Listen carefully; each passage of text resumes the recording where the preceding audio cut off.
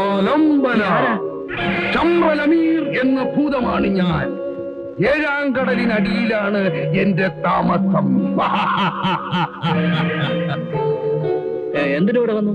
ആലംബന, ഈ വിളക്കാരുടെ കയ്യിലാണോ അവന്റെ അടിമയാണ് ഞാൻ. എന്ത് കാര്യവും സാധിച്ചു കൊടുക്കും. ഈ മോതിരത്തിൽ ഒരു ഭൂതം ഉണ്ടല്ലോ. അവൻ ഹിമ്രാസ്, ചെറിയ കുട്ടി. അവനെപ്പോലെ ആയിരക്കണക്കിന് ഭൂതങ്ങളുടെ രാജാവാണ് ഞാൻ.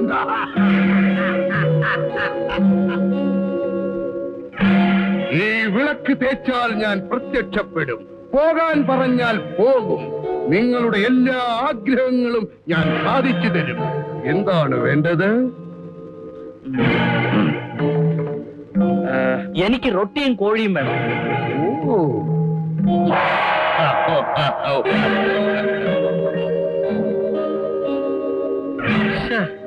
ഞാൻ ഈ കോഴിയല്ല ചോദിച്ചത്, എനിക്ക് പൊരിച്ച കോഴി വേണം. തരോ തരോ.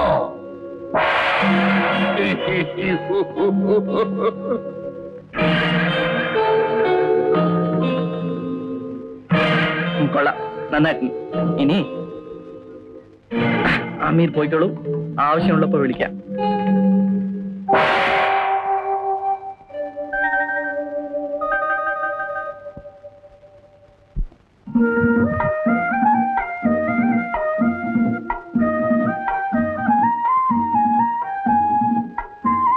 ഉമ്മാ, അയ്യോ ഇതെന്താ മോനെ, ഇത് എവിടുന്ന് കിട്ടി? റൊട്ടിയും പൊരിച്ച കോഴിയുമാണ് എന്റെ കൂട്ടുകാരൻ കൊണ്ടു തന്നു. കൂട്ടുകാരനോ? ഏത് കൂട്ടുകാരൻ? എനിക്ക് അങ്ങനെയൊക്കെ വലിയ വലിയ കൂട്ടുകാരൊക്കെ ഉണ്ട്. ഉമ്മ തിന്നോ. ഇമ്രാൻ, എന്റെ എല്ലാ ശ്രമങ്ങളും പരാജയപ്പെട്ടു. ആ വിളക്കിലേക്ക് സ്വന്തമാക്കണം. അതിന് നീ എന്നെ സഹായിക്കണം, എന്നെ അനുഗ്രഹിക്കണം. ബഷീർ,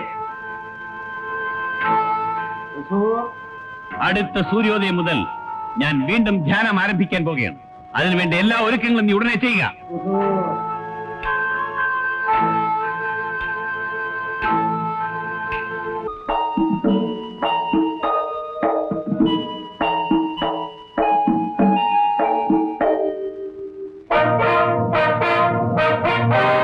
മഹാനും ഉദാരനും പ്രജാവത്സലനുമായ ബാഗ്ദാദ് രാജാവ് അരുൺ ഇബ്ന അബ്ദുൾ റസാഖിനെ ഷാം രാജാവ് ജലാലുദ്ദീൻ ഔർ റഷീദ് വിനയപൂർവ്വം തെரியപ്പെടുത്തുന്ന ദൗത്യം എന്തെന്നാൽ, എന്റെ ശ്രീമന്തപുത്രി സുഹർബാൻ രാജകുമാരിയും അവരുടെ ഭർത്താവ് ഫസൽ ജമാൽ രാജകുമാരനും പരിവാര സമേതം അജ്മീറിലേക്ക് എഴുന്നള്ളുകയാണ്.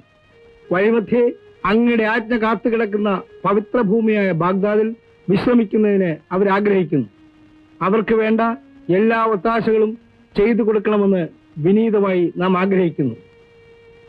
അങ്ങയുടെ വിശ്വസ്തൻ ജലാലുദ്ദീൻ അൽ റഷീദ്. അവരെ രാജോചിതമായ രീതിയിൽ സ്വീകരിച്ച് വേണ്ടത്ര സൗകര്യങ്ങൾ ചെയ്തു കൊടുക്കുക. കൽപ്പന പോലെ ഷഹൻഷാ. നമ്മൾ എപ്പോഴാണ് അജ്മീറിലേക്ക് പുറപ്പെടുക? നാളെ രാവിലെ രാജാവിനെ കാണണം. ഒരു ഔപചാരിക സന്ദർശനം. അടുത്ത ദിവസം നമുക്ക് അജ്മീറിലേക്ക് പുറപ്പെടാം. വരൂ. കൊട്ടാരം നർത്തകികൾ നമുക്ക് വേണ്ടി ഇവിടെ നൃത്തം ചെയ്യുന്നുണ്ട്. രാജാവ് അയച്ചതാണ്.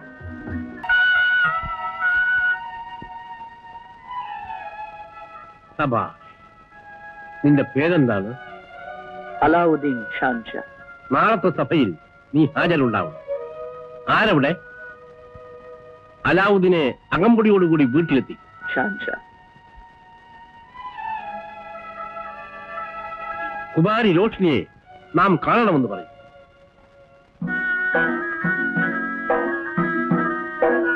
ബാപ്പ, വരൂ മകളെ. നോക്കൂ, ശ്യാം ദേശത്തിലെ രാജകുമാരി സുഹർബാന്റെ ഭർത്താവ് ഫസുൽ ജമാൽ രാജകുമാരൻ. അങ്ങോട്ട് ചെല്ലും. സുഹർബാൻ നിന്നെയും കാത്തു നിൽപ്പുണ്ട്. അവരെ സ്വീകരിച്ച് വിശ്രമത്തിന് വേണ്ട ഏർപ്പാടുകൾ ചെയ്തു കൊടുക്കും.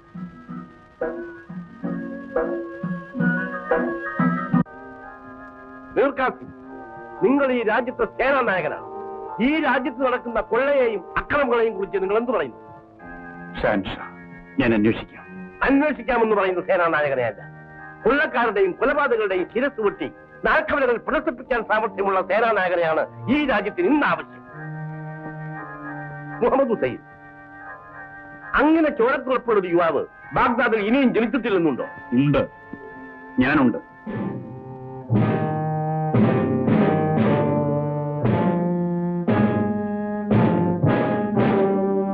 ഖമറുദ്ദീൻ? അതെ ഷഹൻഷാ. ഷാഹിൻഷാ, പല യുദ്ധരംഗങ്ങളിലും ഈ സിംഹാസനത്തിന് വേണ്ടി ധീരമായി പൊരുതിയവനാണ് എന്റെ മകൻ ഖമറുദ്ദീൻ.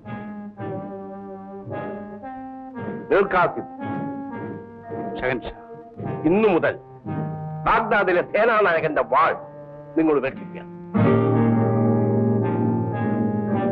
പകരം ബാഗ്ദാദിലെ ഖജനാവിന്റെ താക്കോൽ നാം നിങ്ങളെ ഏൽപ്പിക്കുന്നു. ഷഹൻഷാ, കൽപ്പന പോലെ. ഖമറുദ്ദീൻ,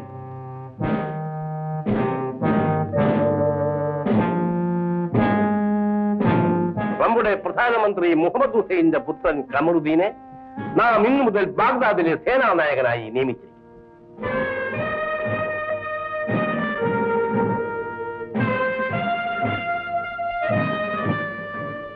ഈ മണ്ണിൽ വരുന്ന അക്രമത്തിനും അനീതിക്കും എതിരായി ഈ വാൾ ചലിക്കട്ടെ. കൽപ്പന പോലെ. ഖമറുദ്ദീൻ! ഖമറുദ്ദീൻ! ഖമറുദ്ദീൻ! ഖമറുദ്ദീൻ!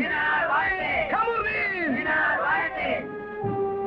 നമ്മുടെ അതിഥികളായി വന്ന ശാംദേശ രാജകുമാരിയെയും അവരുടെ ഭർത്താവിനെയും കൊള്ളക്കാരിൽ നിന്നും രക്ഷിച്ച് നമ്മുടെ നാടിന്റെ അഭിമാനം കാത്തു സൂക്ഷിച്ച അലാവുദ്ദീന് ഒരു പാരിതോഷികം കൊടുക്കേണ്ടത് നമ്മുടെ കടമയാണ്.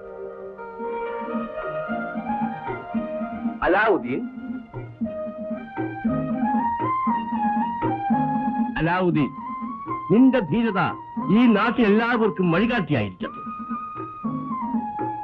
നാം നിനക്കിത് സമ്മാനമായി നൽകും.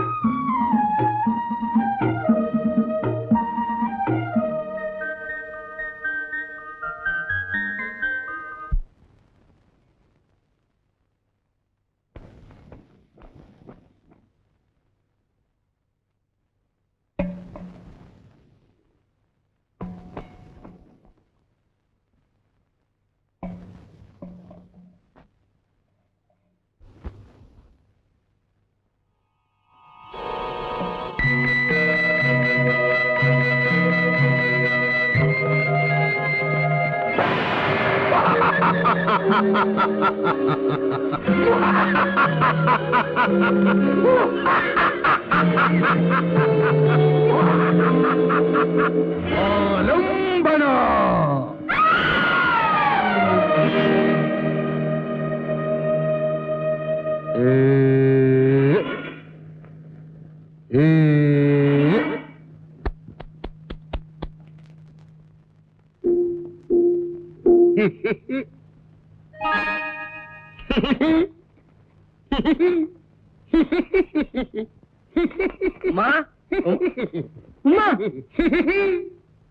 അമീർ, ഉമ്മയ്ക്ക് എന്ത് പറ്റി? ആലംബന! വിളക്ക് തേച്ചു, ഞാൻ വന്നു. എന്നെ കണ്ട് ഉമ്മ വീണു. പാവം. നിനക്ക് ബുദ്ധിയുണ്ടോ? ഉമ്മയുടെ മുമ്പിലാണോ പ്രത്യക്ഷപ്പെടുന്നത്? അയ്യോ, വെള്ളം എവിടെ? നീ മാറ്. ഉമ്മ, ഉമ്മ,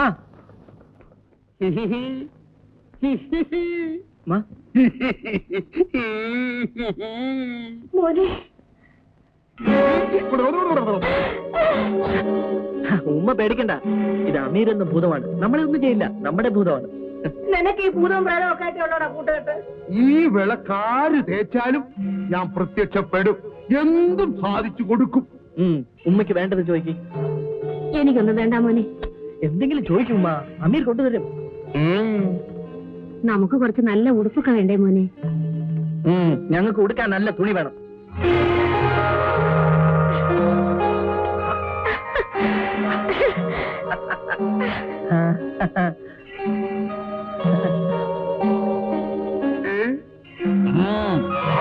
ആവശ്യമുള്ളതെടുത്ത് ധരിച്ചോളൂ.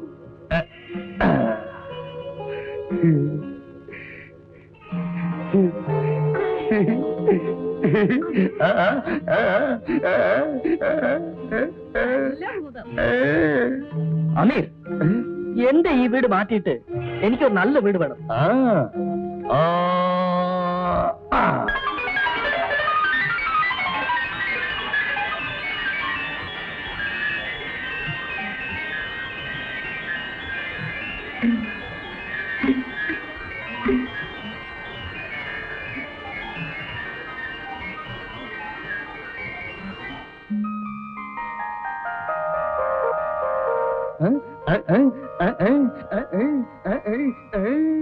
എടാ മോനെ, കൊള്ളാമല്ലോടാ നിന്റെ ഭൂതം.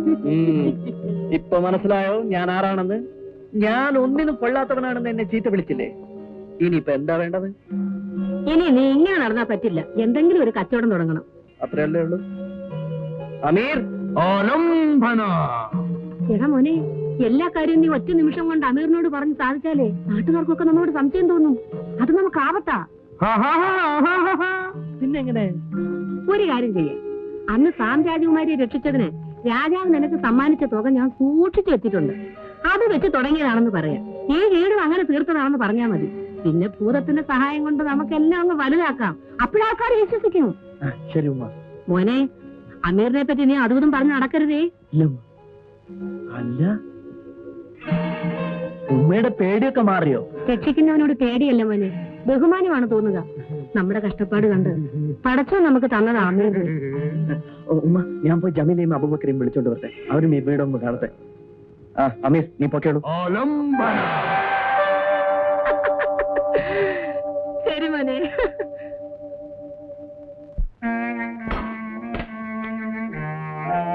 ഖമറുദ്ദീൻ, ബാപ്പ, നീ ബാഗ്ദാദിലെ സേനാനായകനായതുകൊണ്ട് മാത്രം തൃപ്തിപ്പെട്ടു എന്നുണ്ടോ? ബാഗ്ദാദിലെ സിംഹാസനത്തിനുകൂടി നീ അവകാശിയാവണം. ഞാനും അത് ആഗ്രഹിക്കുന്നു ബാപ്പ. അതിന് നീ റോഷൻ രാജകുമാരി വിവാഹം കഴിക്കും. രാജാവിന്റെ പ്രീതിയും വിശ്വാസവും നീ സമ്പാദിച്ചു കഴിഞ്ഞു. നീ രാജകുമാരിയുടെ സ്നേഹമാണ് നീ സമ്പാദിക്കേണ്ടത്. ഞാനതിന് ശ്രമിക്കുകയാണ്. പക്ഷേ എന്ത് പക്ഷേ? ഒന്നുമില്ല. ആദ്യമൊക്കെ രാജകുമാരി ചിലപ്പോൾ നിന്നോട് അടുപ്പം കാണിച്ചില്ല എന്ന് വരും. നീ രാജകുമാരിയുടെ സ്നേഹം പിടിച്ചു പറ്റുകയാണ് വേണ്ടത്. അതിനാരെങ്കിലും എതിരായിട്ട് നിന്നാൽ നിന്റെ വാളിന് വേണ്ടത്ര മൂർച്ചയുണ്ടെന്നവരെ മനസ്സിലാക്കണം.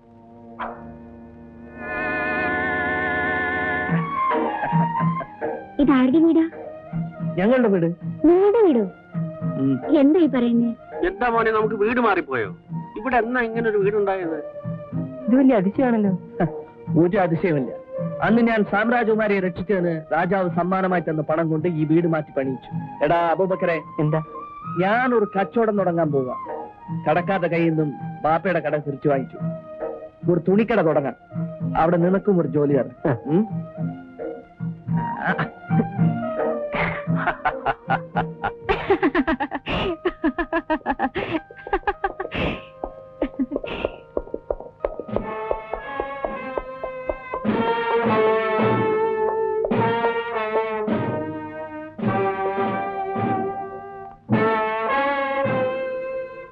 അസ്സലാമലൈക്കും. അലൈക്കും അസ്ലാം. ഖമറുദ്ദീൻ ഇവിടെ?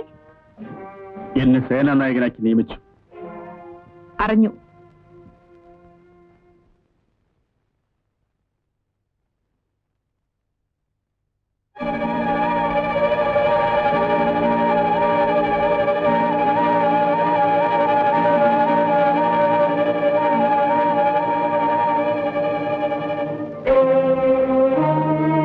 മറ്റെന്തെങ്കിലും പറയാനുണ്ടോ?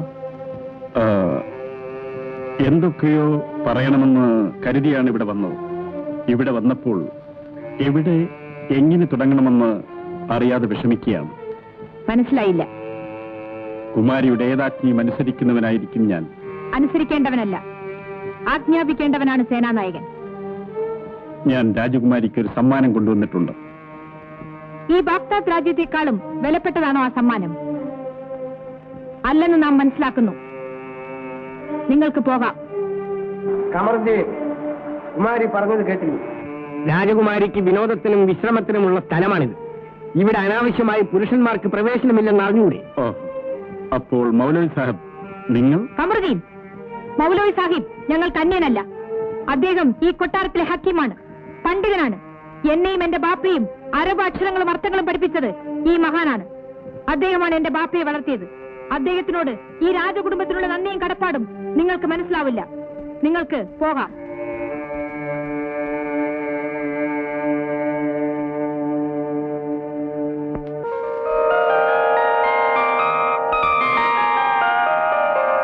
ഫാത്തിമ, നീ പുണ്യം ചെയ്തവളാടി.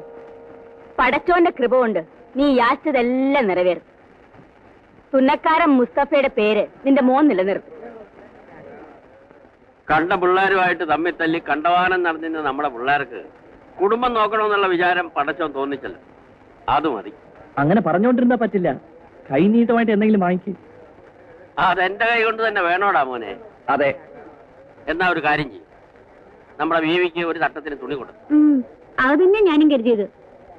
ബാപ്പ ഉമ്മയ്ക്കല്ലേ വാങ്ങിക്കൊടുക്കൂ. അലാവുദ്ദീൻ, എനിക്കെന്താ തരിക?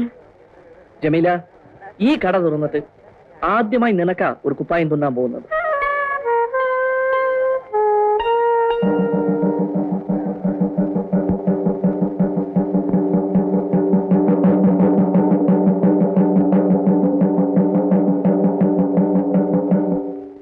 ബാഗ്ദാദ് നിവാസികൾക്കൊരറിയിപ്പ് എന്തെന്നാൽ നാളെ ജമാത്തവൽ 16-ന് രോഷ്നി രാജകുമാരി സ്നാനമന്ദിരത്തിലേക്ക് എഴുന്നള്ളുകയാണ്.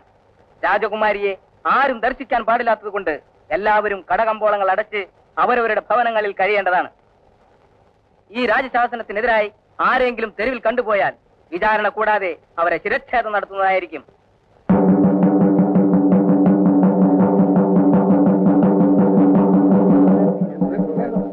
രാജകുമാരി കുളിക്കാൻ പോകുന്നു. ഇതിനെന്താ ഇത്ര അതിശയം? രാജകുടുംബത്തിന്റെ ആചാരപ്രകാരം കൊല്ലത്തിലൊരിക്കൽ ജമാഅത്തുൽ 16-ന് രാജകുമാരി സ്നാനമന്ദിരത്തിൽ പോയി കുളിക്കണം. രാജകുമാരി കൊല്ലത്തിൽ ഒരിക്കലേ കുളിക്കുള്ളൂ. അതല്ല, രാജകുമാരി ജനിച്ച ദിവസമാണ് ജമാഅത്തുൽ 16. വിളംബരം കേട്ടല്ലോ. നാളെ ആരും പുറത്തിറങ്ങി പോരുത് പറഞ്ഞേക്കാം. എന്താ പുറത്തിറങ്ങിയാല്? അത് തന്നെ. രാജകുമാരി ആരെങ്കിലും കണ്ട് മോഹിച്ചാലോ? അത്ര സൗന്ദര്യ. ചെറുപ്പത്തില് ഞാൻ രാജകുമാരിയുടെ ഉമ്മ കുളിക്കുന്നത് കണ്ടിട്ടുണ്ട്. ആര് കണ്ടാലും മോഹിച്ചു പോകും. അത്ര സൗന്ദര്യവതിയോ?